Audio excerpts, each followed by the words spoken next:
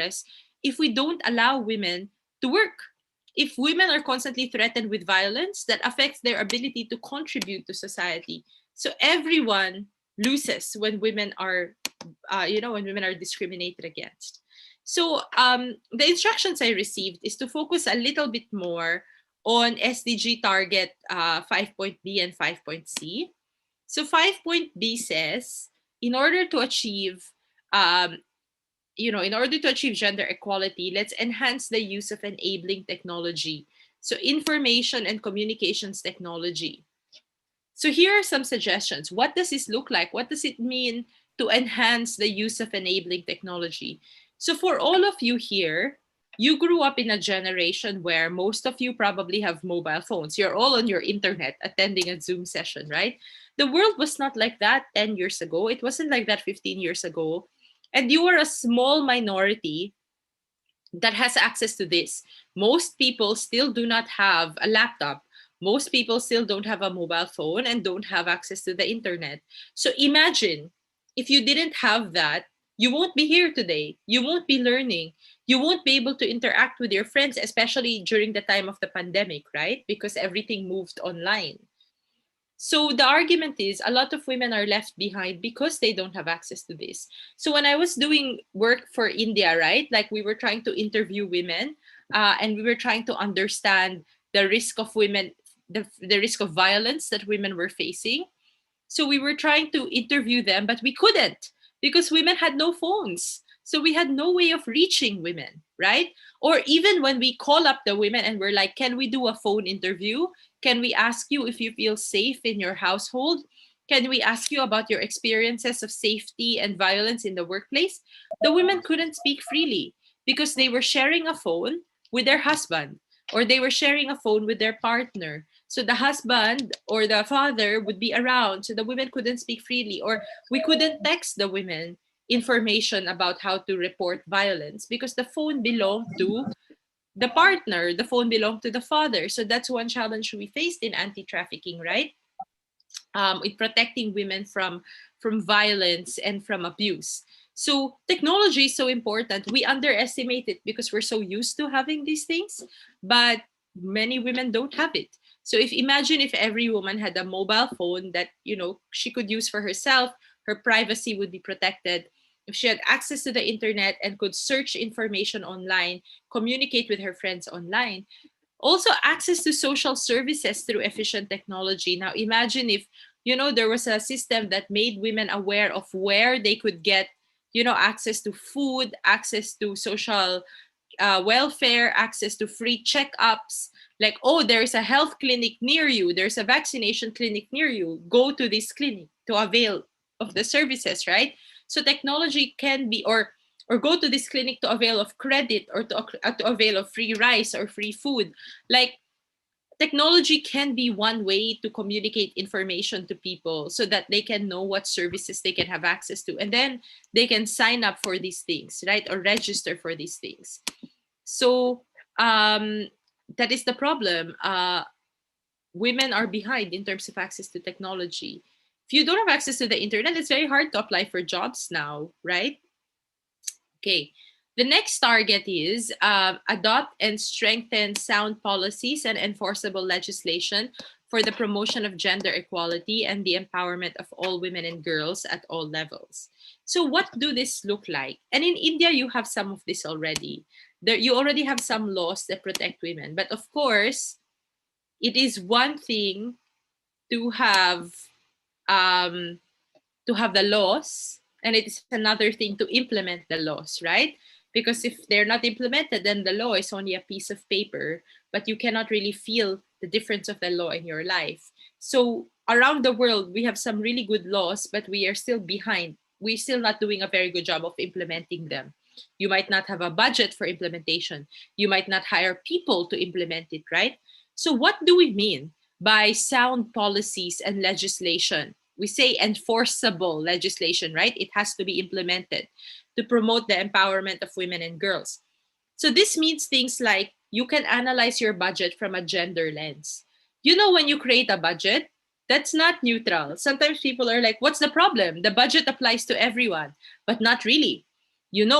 if you cut the funding for healthcare, if you cut the funding for food, if you cut the funding for education, it's usually women that feel the pain more. Why? If a family can only send one kid to school and they have two kids, usually they send the male kid, and it's the woman, it's the girl who doesn't get sent to school. So if you don't have enough money, it's usually girls who get disproportionately affected. Or for example, if you don't have enough food on the table, right? You, let's say you have 5 family members, there's only food for 4. Who do you think will be the first one to say, okay, I'm not going to eat tonight? It's usually the mother. It's usually the mother who says, I give up my share for the kids. I'm not saying this should be like this. It shouldn't, but it is like this. And that's why you need to pay attention to the budget from a gender perspective, because the specific, like, priorities in the budget have an impact, a different impact on women and girls. If the family budget becomes smaller, it is not usually the case that women will say, okay, husband, you cannot drink anymore, you cannot smoke anymore. The money for the man's personal joy usually is kept. For the kids, it's kept. It's the woman's own personal needs that are sacrificed first. So that's why it's important to look at budgets from a gender perspective. How will this affect women? How will this make life harder for mothers, right? So when, someday you become the leaders of your country and you're deciding budgets, think of it from the perspective of women too. Or, menstrual products, right? Women have this issue every month. We menstruate. This is not our fault. Like, this should not be a source of shame. This is a natural body process. The cost of menstrual products is expensive. And, women are expected to pay for that, to pay for that the whole time.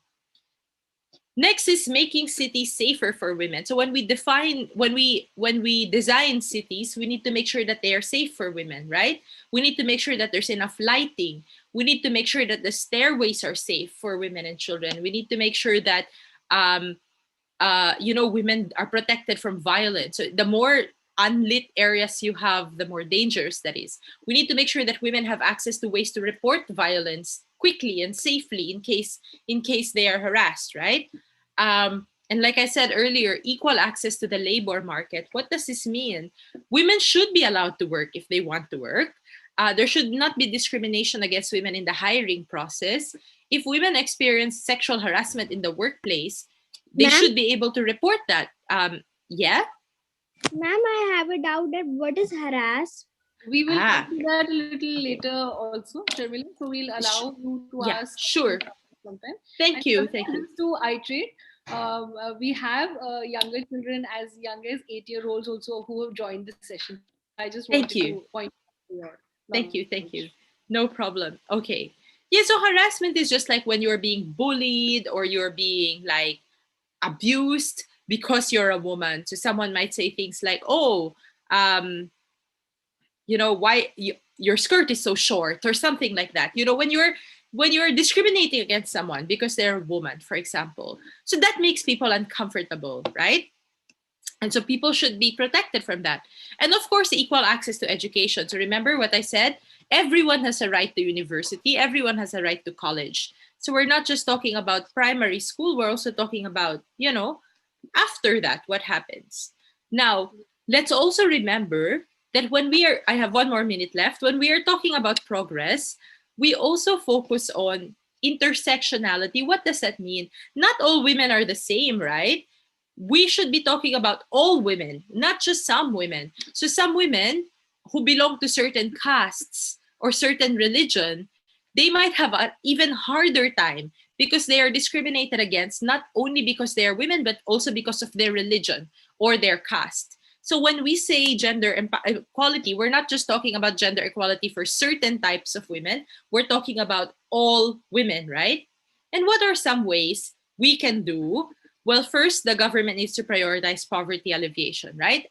As long as you have poor women or poor girls, they will be desperate.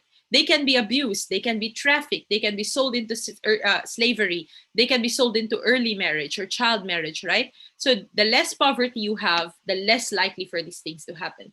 But you as students, there are many things you can do. Use your voice in social media, in your student events. Like, keep having events like this. Talk about these issues, like raise awareness. All the things you're saying on the chat, right? Like you're saying women should have equal opportunities. That's important. That is that maybe your generation will do better than my generation, right? No matter what careers you follow, you can be doctors, you can be teachers, you can be engineers. There will always be space to fight for gender equality. Finally, last thing, in your own lives, don't reproduce, right, gender inequality. Don't bully girls. Don't hit girls. If you see someone saying, oh, you're a girl, make me a sandwich, do all the domestic work, you should step in and say, no, no, no, I'll help. This is not only a woman's job. This is everyone's job. Stand up for the women in your lives, right? Don't practice the same practices that you recognize are problematic. Okay, I'll end here. If you have any questions, let's go. Yeah. In fact, I would love to sort of say that it's a very important topic that you have dealt with very gracefully, Sharmila. And children as young as 8 are today listening to us. So children, you must also realize that we all are in very privileged families when we don't have to experience it. But the world that we will inherit and the world that we are expected to shape up as leaders do have these inequalities. So the idea was to just sensitize and tell you what is the reality of what we have to deal with, what we will have to correct in the world, right?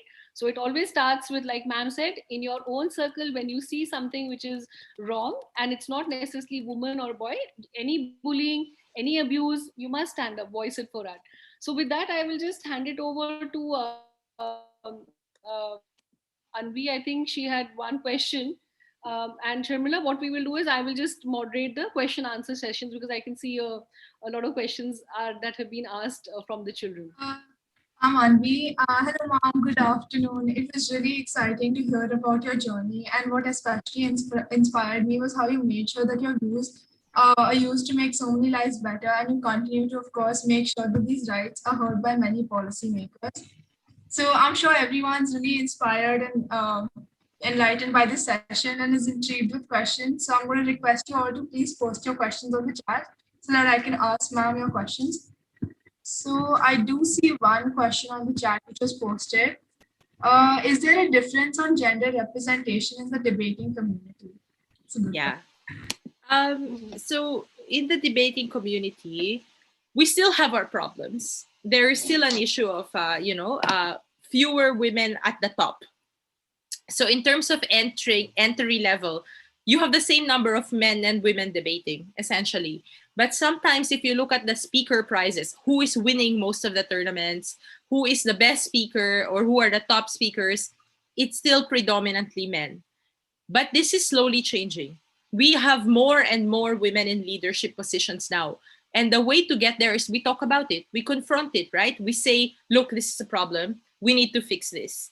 So my answer to you is the debating community is probably better than the rest of the world because it has made a bit more progress, but it's still not perfect, right? So yeah. Thank you so much, Sharmila. I'm just going to request children, if you have questions, just put it on the chat box and I will take it from there and help you. But we would request you to stay muted because we have a lot of audience. Okay. So Sharmila, I'm just reading out a few questions. Apurva is asking, do you think feminism is the most effective way or effective movement for gender equality? Or maybe you could pick up some questions from the chat as well. So yeah, I think feminism is quite important. But feminism is not, there's many differences within feminism itself, right? So it depends what kind of feminism you practice. Your feminism needs to also consider questions of socio-economic class. Especially for our privileged position, it's not enough to say, there are 10 female leaders, there are 10 male leaders, I also want 10 female leaders. I also want a woman to lead the company. I'm like, okay, that's true, that's good, that's valuable. What about the women who can't, right? So your feminism should be an inclusive kind of feminism. Don't forget about the poor women. Don't forget about the women who don't have access to education like you, who come from disadvantaged castes. So yes, feminism believes in equality between men and women, but make sure that your feminism is an inclusive kind of feminism, not a rich person kind of feminism, right? True. Sharmila, another question from Mayank is to say that how do you think we can probably ingest this gender sensitivity as a part of our curriculum, or how can the education system try to make this change and make sure that the future populations are more sensitive about this issue? So there are so many ways. I'm going to highlight a few. One, for example, in terms of classroom participation and leadership positions, we should really try to make sure that we have a good balance of, encouraging women to take the lead too, in, extracurricular activities, in group projects. And I'm not saying women all the time. Like, it has to be a balance between women and men. So women should be encouraged to lead. Another thing I observed is in textbooks, for example, especially for younger kids. Usually it's the father who is seen as going to the office and the mother who is always seen as in the house. So we should change those stereotypes in our education materials, right? We should challenge them when we see them. Or even in like small ways, like, when we do role playing in class, we should make sure that we don't lock people into specific roles. Oh, the girl is always the one cooking. Why? Right? So you should encourage people to challenge these norms, and this should happen at an early age too. Correct. One of the questions that Aditya asks is that if you're talking about equality, then why do we follow the women and the children rule first? So, very interesting question, Aditya. So, I have a very different perspective on this. I actually am not sure that it should be women and children. I think we should do children first, for sure, because they are quite weak and cannot protect themselves necessarily. I am not sure that it has to also be always women first. Like, I think it should be children, elderly, people who cannot protect themselves, and then you move on from there, right? So some feminists are actually saying they're not sure that they want you to put women and children in the same box, because I don't want to put women and children in the same box, would be my answer to you. Correct. So Udhav asks, have you seen a rise in the representation of women in some place when there wasn't earlier? Would you like to quote some examples? So in the STEM field, for example, science, technology, education, and mathematics, even in your own country, India, there's an increase in the number of women who are working in the tech sector, in engineering, in the sciences.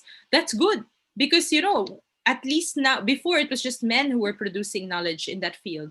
There's an increase in the number of women in politics, in banking, in as well in, it's like I said, in debating. There are more and more women in leadership positions, more women in medicine. We're still the minority, but there are more and more women now, which shows you that the ceiling can be broken if we push hard enough. Yes, so right. And I think one of the ways that we also say is to look at the roles that any individual can play on just making sure that there's equity, irrespective of gender also sometimes, but absolutely with the fact that there has been a conscious effort to bring them up, so why not? Okay, I'm just going to pick up one question more because I'm sensitive on the time that we are taking over here. I'm just wondering that is gender inequality a very Indian phenomenon, Sharmila, or would you like to also just give us some examples from the globe?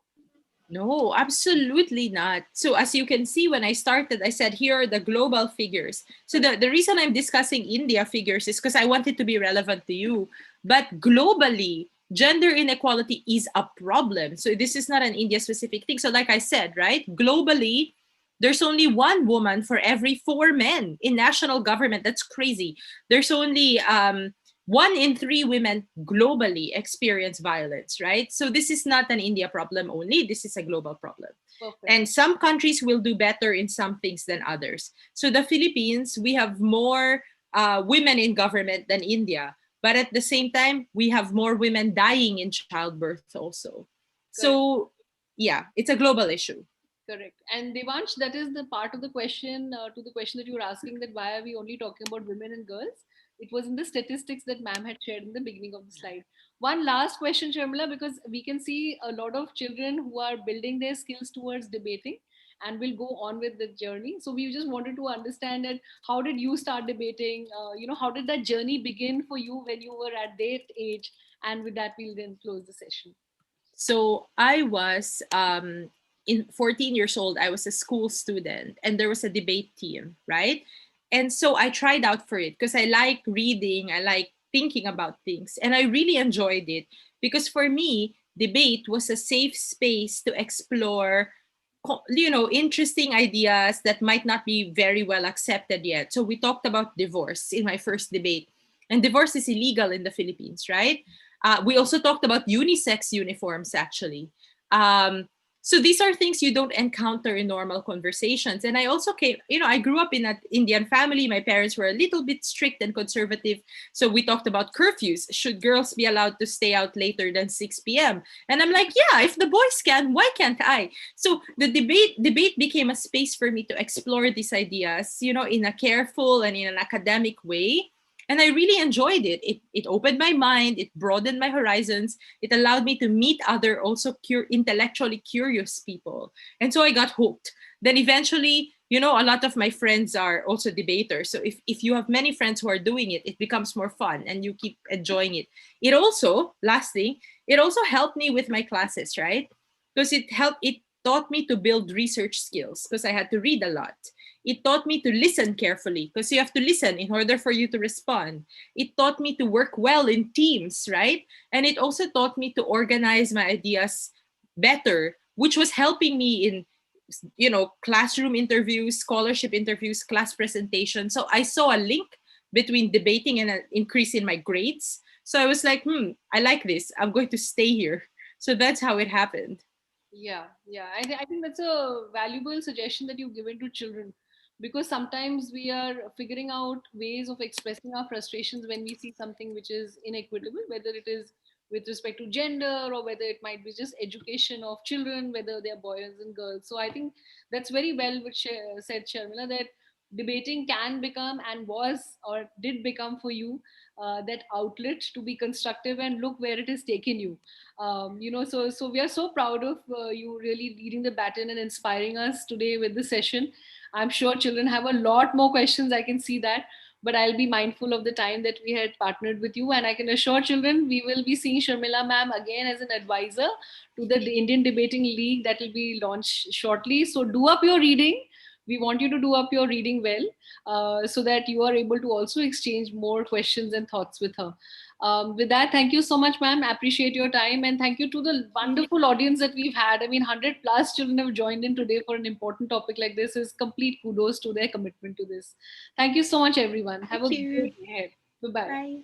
Bye, ma'am. Thank you, ma'am. Bye, ma'am. Bye, ma'am. Thank you, ma'am. Bye, ma'am. Thank you, ma'am. Bye, ma'am. Bye, ma'am. Thank you. Bye, ma'am. Bye, ma'am. Bye, ma'am. Thank you, ma'am. Thank you, everyone. Bye, Excuse me, ma'am. Thank you so Bye, much for your time, ma'am. Bye, ma'am. Bye, ma'am. Excuse me, ma'am. In the AugLi app, when I open it, it says to update it, but it is already updated. So how can I use it?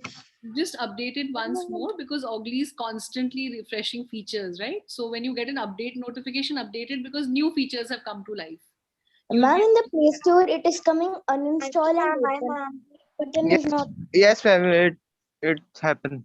Yes. So just no, I didn't think you'd have to uninstall it. You can just go ahead and update it. Yeah. Ma'am, Tell but the button is not there. Okay. 1 second. Kamal, are you there on the call? I'm just going to put the number on the chat. Just 1 second. Are you all enjoying your holidays? Yes, ma'am. Yes, ma'am. Yes, ma'am. Where are you from, ma'am? I'm just putting a quick number on the chat group. If you are having any problem on that update, just post it over here. We'll see it case to case basis. Okay. Ma'am, I have not a chat group. There. I've just put it on this chat group. Just see that number. Thank you so much. Have a great day ahead. Ma'am, I have a question. Where are you from, ma'am? Okay. Bye bye. Where are you from? Ma'am, I have a question.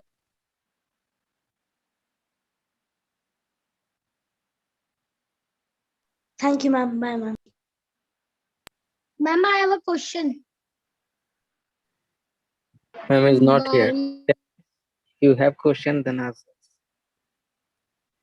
When was the next class? We will notify you.